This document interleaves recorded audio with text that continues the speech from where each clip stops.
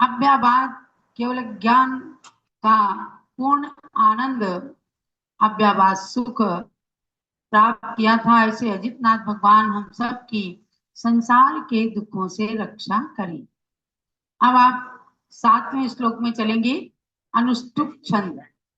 अनुष्टुप छंद पहले भी आ चुका है, 8 अक्षर का छंद है और इसके लक्षण को आप पढ़ चुके हैं। तो अब इसके माध्यम से भगवान के परिचय को आगे बढ़ाते हैं।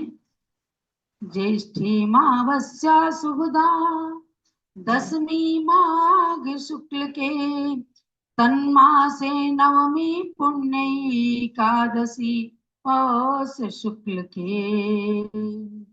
ज्येष्ठी मावस्या शुभदा, ज्येष्ठ मास की अमावस्या को, अमावस्या कृष्ण पक्ष में आती है, यानी कृष्ण पक्ष का अंतिम दिवस जो 15 दिन का होता है उसमें अमावस आती है। तो ज्येष्ठ कृष्णा अमावस शुभदा माने शुभदायक जो तिथि है वह उसमें भगवान का गर्भ कल्याणक हुआ। यानी ज्येष्ठ मास की अमावस्या के दिन शुभ तिथि में भगवान ने अपनी माता के गर्भ में अवतार लिया। पुनः माघ शुक्ल दशमी, माघ शुक्ला दशमी जो शुभ तिथि है, तन मासे नवमी पुण्या, दशमी को जन्म कल्याणक हुआ। और माघ सुदी नवमी जो पुण्य स्वरूपा है वह भगवान अजितनाथ के केवल ज्ञान कल्याणक ज्येष्ठपदी अमावस को गर्भ में आए। माघ सुदी दशमी के दिन जन्म कल्याणक हुआ। माघ सुदी नवमी के दिन पुनः उन्होंने दीक्षा धारण की तो दीक्षा कल्याणक हुआ। और पौष सुदी एकादशी, पुण्य एकादशी पौष शुक्ल के, पौष शुक्ला एकादशी के दिन भगवान को केवल ज्ञान प्रकट हुआ। ये तिथियां पवित्र हुई, पुण्यदा शुभदा इनके लिए कहा।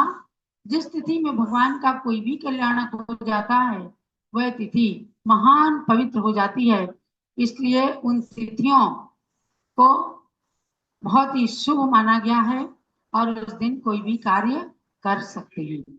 आगे कहते हैं पंचमी चैत्र शुक्ला च पंच कल्याण कही क्रमात् तिथियोजितनाथस्य तामे दद्युः परां गतिम।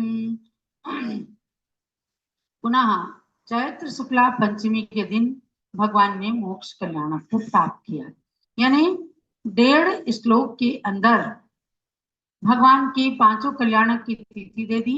ज्येष्ठ कृष्णा अमावस को गर्भ में आए, माघ सुदी दशमी के दिन जन्म कल्याणक हुआ, माघ सुदी नवमी को दीक्षा धारण की, पौष सुदी 11 को केवल ज्ञान हुआ और चैत्र शुक्ला पंचमी के दिन भगवान ने सम्मेद शिखर से मोक्ष को प्राप्त किया। ये 5 कल्याणक क्रम से हुए, इसलिए 5 कल्याणक की तिथियां क्रम से पूज्य माता ने अनुष्टुप छंद के अंदर बताई हैं। तिथियोजितनाथस्य तामे दद्युः परां गतिम्। ये 5 कल्याणक की तिथियां हैं भगवान अजितनाथ की और ये हमें शीघ्र ही पराम गति माने उत्कृष्ट गति को दद्युः देवे प्रदान करें। यानी 5 कल्याणक की तिथियों को जो हमने स्मरण किया है, ये 5 कल्याणक की तिथियां हमारा भी कल्याण करें और हमें भी भगवान की 5 कल्याणक की तिथियों से उत्कृष्ट 5 तिथियां यानी 5 कल्याणक की प्राप्ति हो या मोक्ष की प्राप्ति हो, ऐसा कहा। अब आगे इस स्तुति को समाप्त करते हुए मालिनी छंद का प्रयोग किया है। मालिनी छंद में नीचे दिया है मालिनी माभ्याम स्यात्।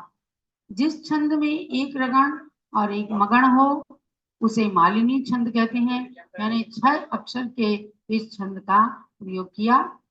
नुद नुद भव दुखम, ये तो मालिनी छंद में नुद नुद भव दुखम रोग शोकादि जातम कुरु कुरु शिव सौख्यम बीतवानम विशालम तनु तनु मम पूर्ण ज्ञान साम्राज्य लक्ष्मी भव भव सुख सिद्ध्यै ज्ञानमत्यै जिनेश।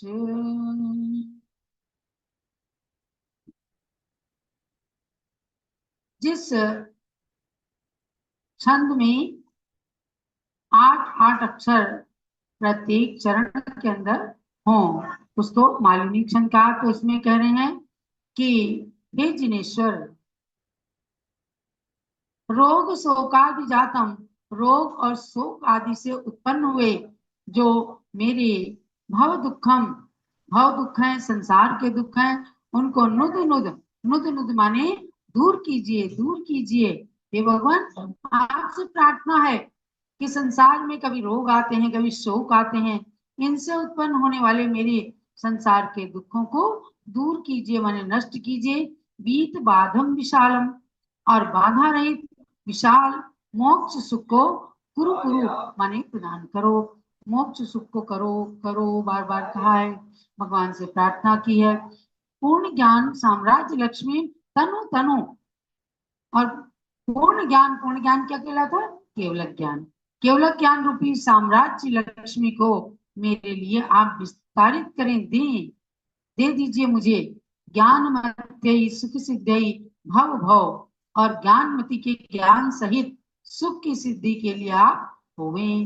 माने अपने नाम को सार्थक करते हुए पूज्य माता ने कहा कि आज तो मुझे मति शुद्ध ज्ञान है, हे भगवान आपकी कृपा प्रसाद से मुझे एक दिन केवल ज्ञान की प्राप्ति हो जावे।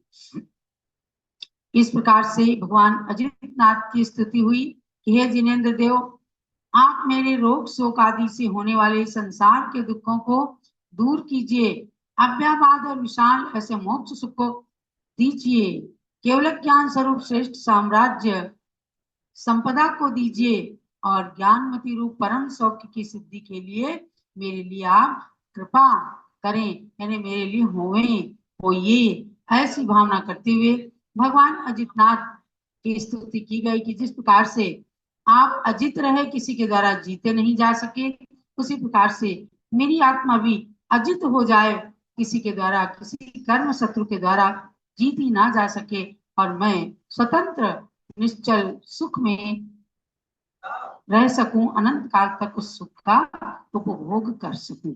अब यह अजितनाथ की स्तुति हुई। इसके बाद में आपके लिए आज एक पहेली दी जा रही है। कहाँ गई वो? आज है रत्नत्रय कल्याण कल्पतरु ज्ञान पहेली। रत्नत्रय के प्रथम अक्षर को लिया गया आर, र। तो इसमें 10 प्रश्न है, राइट और रॉन्ग, सही या गलत में आपको उत्तर देना है। कल्याण कल्पतरु ज्ञान पहेली नंबर 2 है आज। रत्नत्रय का र, बताइए राइट और रॉन्ग, सही या गलत। इसके अंदर सामने बॉक्स है, 10 प्रश्न हैं, उनमें से आपको लिखना है कि सही है या ये गलत है, बस इतना ही केवल। तो आज ये पहेली डिस्प्ले की गई है। 21 जुलाई की सायंकाल 6 बजे तक आप इस पहेली को ज्ञानांजलि ऐप पर ज्वाइन करें। और ज्ञानांजलि ऐप फिर से मैं बता दे रही हूँ कि इसको गूगल स्टोर या ऐप स्टोर से डाउनलोड करके और इसको ज्वाइन करेंगे तो आज 17 जुलाई को मध्याह्न 3 बजे से 3:30 बजे से प्रारंभ की गई है। अतः पहेली में भाग लेने के लिए ज्ञानांजलि ऐप को पहले डाउनलोड करें और उसके बाद में आप उसको आराम से भरिए और भेजिए। 22 जुलाई